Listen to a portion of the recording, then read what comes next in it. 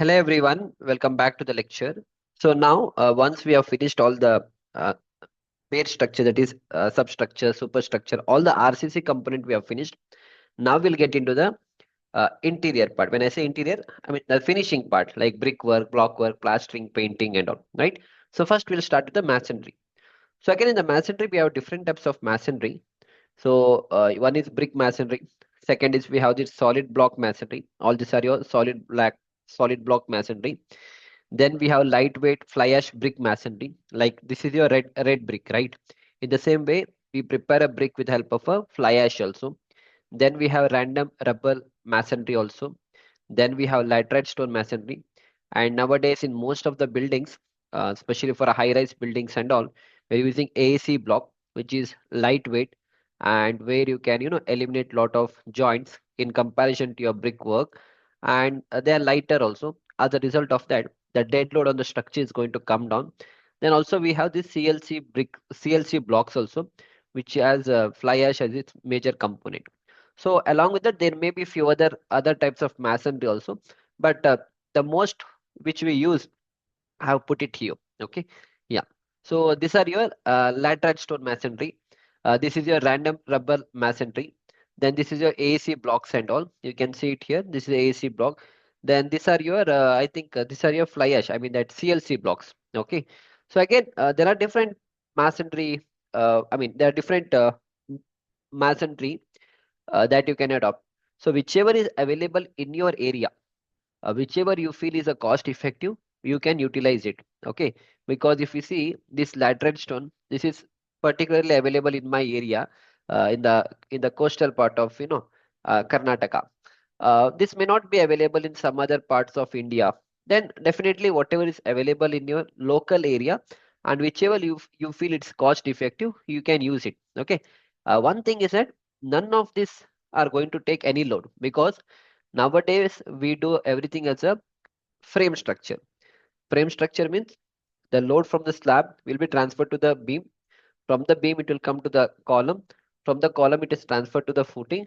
And from the footing, it is transferred to the soil. Soil is going to resist it. So this load will not go on any of your masonry unit. Earlier days, we were constructing these load-bearing structures and all, right? There, the application of all these blocks and all was important, but nowadays there is no load coming on your brickwork and all those things. So this will only help you in the partition and all, partition and safety of your building, because our exterior part of your house and all, it has to be, there should be proper wall, so that uh, nothing should happen to your building and all, right? So that is the main intention of using all these bricks, blocks and all those things. Yeah. Nowadays in the market, we have this called as a Porotherm hollow bricks also. What is happening is this bricks, what you're using, no? This is not available in all the places and all. And it has lot of, I mean, the number of bricks required is more for 1 cubic meter compared to your block and all, because the size of this is hardly 9 inch by 4 inch by 3 inch. And it has lot of joints which will come here. And also that are the some demerits of using bricks and all. So that is why nowadays what is happening in few of the construction, not everywhere, people are using this Porotherm hollow bricks and all. Okay, the size of this is like 16 inches. This will be 16 inch. Then this will be a 8 inch, and this will be a 4 inch of height.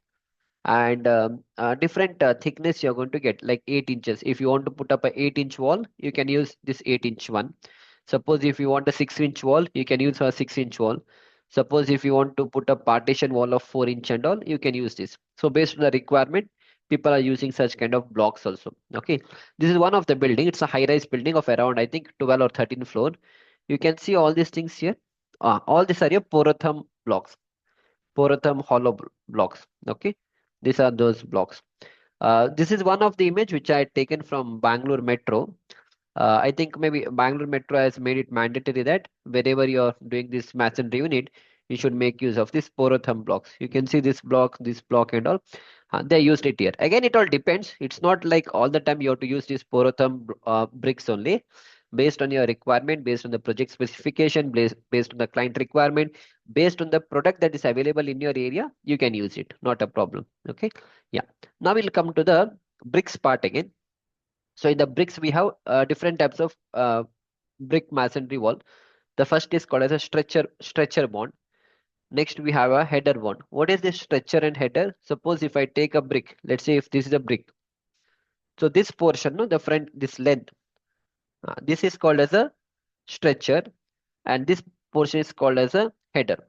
Suppose if I'm keeping all the bricks like this, okay, if I'm keeping all the bricks like this, then I call it as a stretcher bond. For example, can you see it here? Here you see everything is a stretcher bond. You see all the bricks have kept it like this. My stretcher is like this, so it's called as a stretcher bond. Next one is called as a header bond. So in the header bond, what we'll do, we'll keep our block like this. I mean the bricks like this. Got it? So all your header will be facing like this, front side. I mean, yeah. So for example, where is that? Yeah, this one. Can you see here? This is the header, right? This one, this one, this one, this one. So here in header, I'll keep my brick like this. In stretcher, I'll keep it like this. So these are the different types of bonds that is available in the brick. Similarly, there's something called as English bond. So in the English bond, what we do, we keep one stretcher and then one complete course of stretcher, then one complete course of header. One complete course of stretcher, one complete course of header. Stretcher, header, stretcher, header. This is how we are going to do. And English bond is the one which we generally use in the most of the construction. Okay. Apart from that, we have Flemish bond also. But Flemish bond, it's little difficult to do on the construction side. You require a skilled mason. So here in the Flemish bond, what we do, we keep in one single course, we keep header, stretcher, header, stretcher, header, stretcher. Got it? Whereas in English bond, it is like complete stretcher, one course, next is header. Stretcher, header we do. But here we do it alternate. I mean, alternate in the sense, we in a one single course only, we put header also, stretcher, header, stretcher we are going to do. But we generally don't go with this. Most of the construction project, we go with the English bond only. Another thing, there's something called as queen closure. And this should have been QUEEN, queen closure. So queen closure is nothing but you can break a brick and keep half of it here so that all these joints you can see, we have to make this joints a staggered joint. Staggered joints means, say one joint is here, next joint should come somewhere here, next joint will come here. So all the joints should not come in same line. All this joint should not come in same line. Okay, I mean alternate course they can come, but in the same course, you should not do that. Okay. Getting my point? So that is the reason what we do. For every alternate course, we provide this half brick or a kind of 3/4 brick, which is called as a queen closure. Okay. Yeah. Yeah. So now coming to the specification of the brick. See, there is something called as modular brick size. The modular brick size, what is available in the market is 190 by 90 by 90. 190 is the length of this, 90 is the width of this, and 90 mm is the height of this. When you add a mortar thickness to that, this you can see the mortar here. Yeah, this is the thickness of a mortar. Generally, it is 10 mm. So when you add a mortar thickness to that, it becomes 190 plus 10 is 200, 90 plus 10 is 100, 90 plus 10 is 100. So it becomes 200 by 100 by 100. And this is called as a nominal size of the brick. Okay. So if somebody asks you what is a modular size of brick, it is 190 by 90 by 90. If somebody asks you what is a nominal size of a brick, it is 200 by 100 by 100. Nominal size is always inclusive of a mortar thickness. And this mortar thickness, what we are putting is generally 10 mm. Yeah. And there's something called as a standard brick size. Again, we call them as a wire cut bricks and all. So that is generally 9 inch by 4.5 inch by 3 inch, which generally comes to 230 mm by 4.5 inch by 75 mm. Again, the size of the brick depends. In few places, you get this length around 8 inches also. Here, 230 mm is 9 inches roughly. In some cases, you get this to be for 200 mm also. That is 8 inches is available. So whatever is available in your area, you can make use of those bricks and all. Not a problem. And like I mentioned, the mortar is of 10 mm, and there will be a grade of this mortar. Like usually it will vary from 1:4 to 1:6, 1:7, 1:8 also. 1 means 1 part of cement, and 4 means 4 parts of sand. 6 means 6 parts of sand. So usually what we do, wherever we are doing the exterior block work or brickwork, where the thickness is 9 inches, we go with 1:6 ratio, 1 part of cement and 6 part of your sand. And wherever we are doing this partition wall or 4.5 inch wall, that is in the interior places and all, there you can go with 1:4 ratio, that is 1 part of cement and 4 part of sand.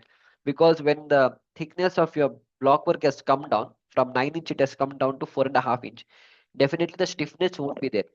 Since the stiffness won't be there much, I need to create a good bond by increasing the strength of the mortar. So when I say 1:4, that means the strength of the mortar is more compared to 1:6. So I'll increase the strength of the mortar.